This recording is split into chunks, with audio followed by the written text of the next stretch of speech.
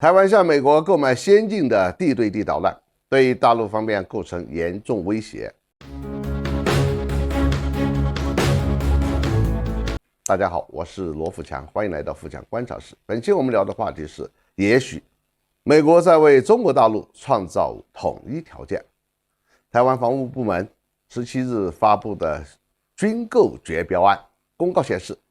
已经和美国签署了购买远程精准火力打击系统的一批导弹。远火指的是海马式火箭炮系统，这个并不新鲜。最值得关注的是，该武器系统包括了64枚射程300公里的战术地对地导弹。台军称，这批导弹将用于攻击中国大陆沿海、福建和浙江等地的目标。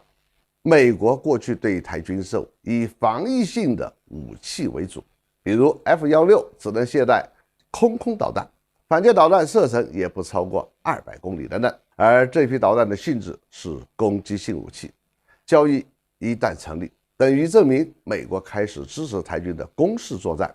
这就是在挑战大陆的红线。大陆对台作战当中最难的是两栖攻击，这种导弹发射准备时间很短，命中精度又高，有可能用来攻击解放军登陆作战的物资和人员集结点，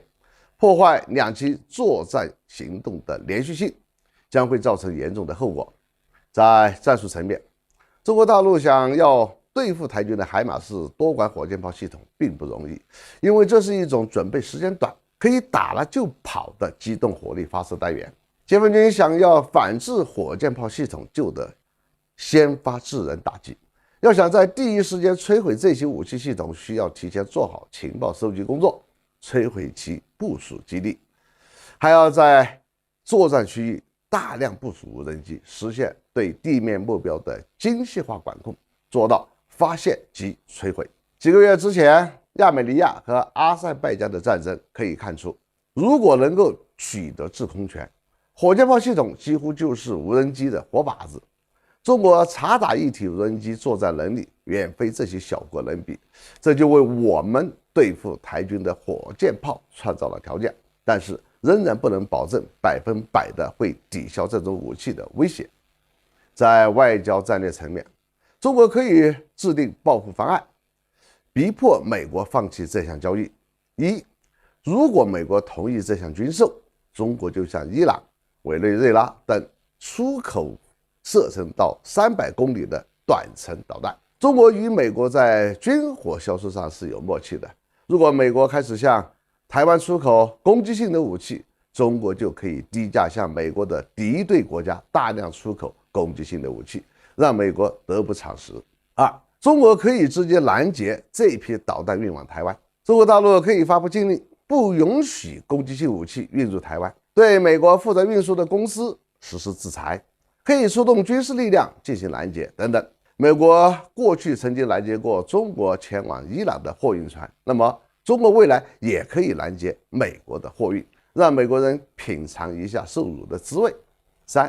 在这批导弹运到台湾后，直接发起武力打击。中国大陆可以提前公开宣布对这批攻击性武器的打击方案，一旦武器到达台湾后，就发起火力打击，直接予以摧毁，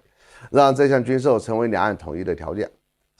在这批导弹形成战斗力之前完成统一大业。中国大陆也可以在这批导弹交货或者形成战斗力之前发起武统行动，让其根本没有机会发挥作用。